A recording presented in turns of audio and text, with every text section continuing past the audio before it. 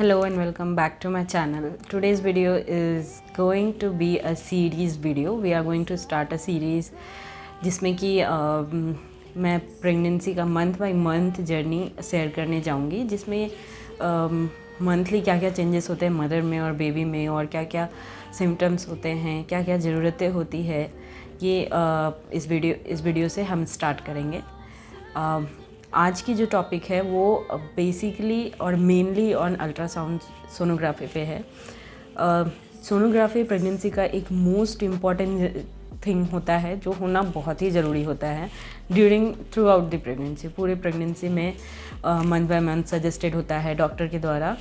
तो क्या क्या मोस्ट इम्पॉर्टेंट जो सोनोग्राफी होती है ड्यूरिंग प्रेगनेंसी वो मैं आज इस वीडियो में शेयर करूँगी। तो उससे पहले एक और चीज़ बता देना चाहती हूँ कि इस वीडियो में जो भी इन्फॉर्मेशन दी जा रही है वो टोटली बेस्ड ऑन मेरे एक्सपीरियंस और मेरे डॉक्टर से सजेस्टेड जो मेरे लिए था उस पर डिपेंड से मैं दे रही हूँ। तो let's start with our video. उससे पहले अगर आप मेरे चैनल पे न्यू हैं और मेरे चैनल को सब्सक्राइब नहीं किए हैं तो please subscribe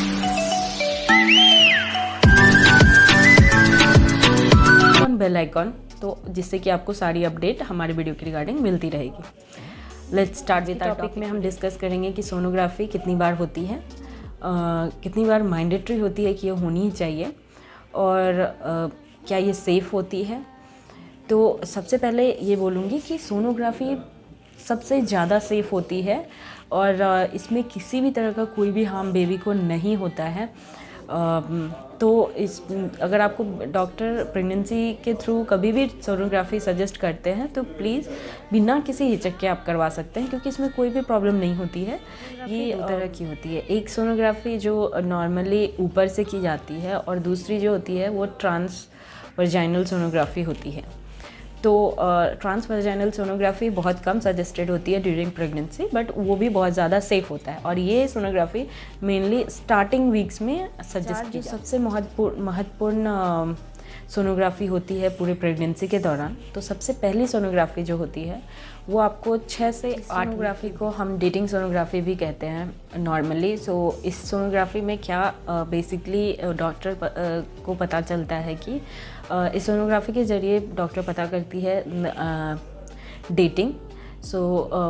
dating mean in the sense कि क्या डेट है, क्योंकि जो हम अपना LMP बताते हैं डॉक्टर को जब हम जाते हैं फर्स्ट टाइम टू बताने आफ्टर वी नो कि वी आर प्रेग्नेंट, एंड उसके बाद जब हम डॉक्टर को मिलते हैं तो जो हम बताते हैं कि जो लास्ट LMP थी वो ये डेट थी। तो क्या होता है कि समटाइम हमें याद नहीं रहता है, समटाइम हम भूल जाते हैं, समटाइम जो PCOS पेशेंट होते हैं उनकी जो पीरियड्स होती है वो रेगुलर नहीं होती है, उसकी वजह से वो भी नहीं उनको भी क्लियर नहीं रहता है। तो ये इसमें सोनोग्राफी में एक और चीज़ जो मोस्ट इम्पॉर्टेंट पता चलती है वो है whether baby is single, baby is twins, baby is triplets और मोर।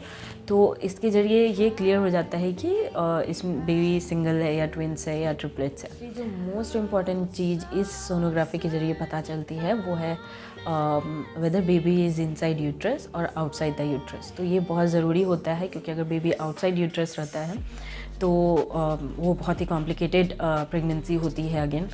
तो उसके आगे की प्रोसीजर वैसे भी डॉक्टर गाइड करते हैं। तो इसमें पता चलती है इस सोनोग्राफी में पता चलती है वो बेबी की हार्ट बीट। अगर बेबी की हार्ट बीट जो है क्योंकि ये 6 to 8 वीक के बीच होता है सोनोग्राफी, तो ये बेबी की हार्ट बीट इसमें हमें पता चल जाती है। तो जो फर्स्ट स्कैन होता है वो 6 to 8 वीक के बीच होता है। ये स्कैन मेनली आपको बेबी की हार्ट बीट के लिए, बेबी की डिलीवरी डेट के लिए, और बेबी सिंगल है, ट्विंस है, ट्रिपलेट्स है, या फिर बेबी आउट यूट्रस के इनसाइड है या आउटसाइड है, ये सारी इन्फॉर्मेशन जानने के लिए। सेकेंड सोनोग्राफी जो होती है ड्यूरिंग प्रेगनेंसी वो है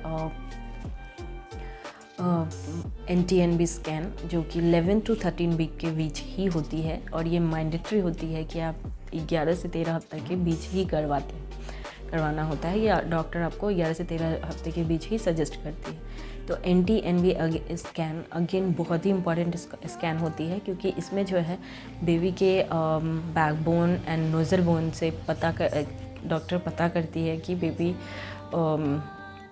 हेल्दी है या फिर बेबी को कोई भी तरह का सिंड्रोम्स नहीं है। डाउन सिंड्रोम्स, टर्नल सिंड्रोम्स, ये सारी सिंड्रोम्स जो है इसी टेस्ट में पता चलती है, इसी स्कैन में। और इवन बेबी के हार्ट रिलेटेड अगर कोई भी तरह की प्रॉब्लम है तो स्कैन में थर्ड स्कैन होती है, वो 5th मंथ में होती है।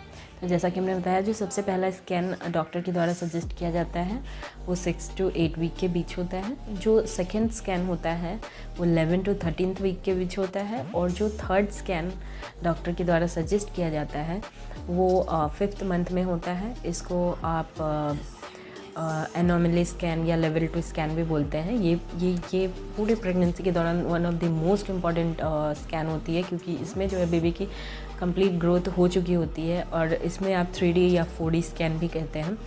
इसमें आप बेबी का कंप्लीट इमेज जो है आपको मिलता है, कंप्लीट डेवलपमेंट जो होता है बेबी का वो हो जाता है। इस स्कैन में जो है नॉर्मली हम लोगों को पता चल जाता है कि बेबी का ग्रोथ कैसा है, बेबी के अराउंड जो वाटर है वो कंप्लीट है या नहीं, या फिर कि बेबी एक हेल्दी जर्नी कंप्लीट कर रहा है या नहीं।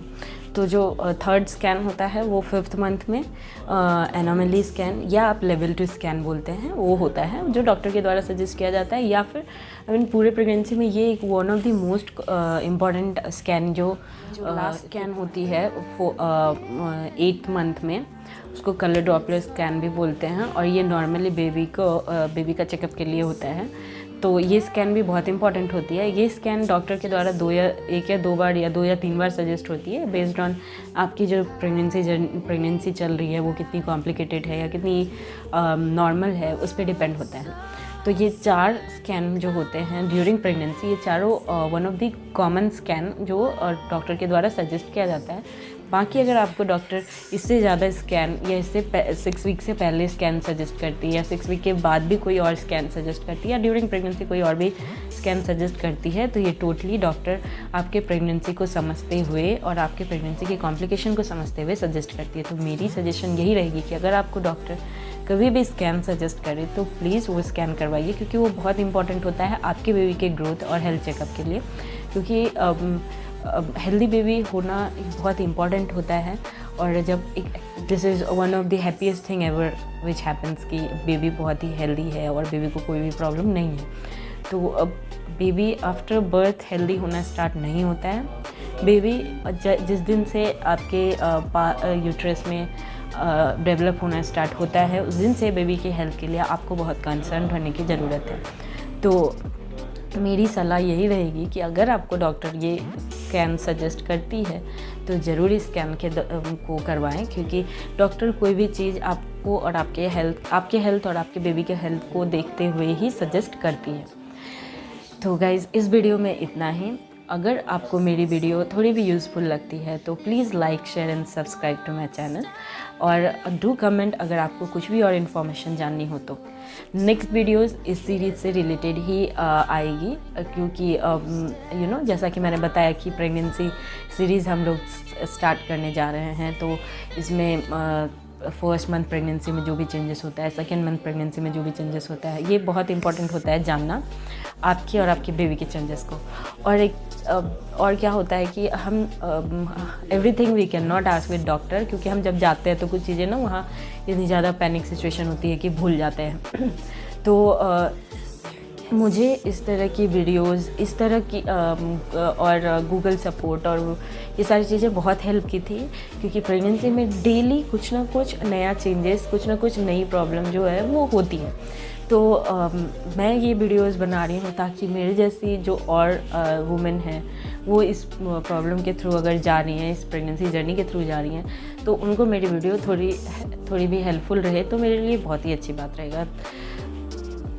इस वीडियो में इतना ही, और इतना बोलना चाहूँगी कि अगर आपने अभी तक मेरे चैनल को सब्सक्राइब नहीं किया है गाइस, तो please subscribe to my channel, जिससे कि आपको ऐसी यूज़फुल वीडियोस का अपडेट मिले और आप ये वीडियो थोड़ी लेट देखें, जो हो सकता है कि आप एक इन्फॉर्मेशन मिस कर जाएं जब आपको ज़रूरत है तो।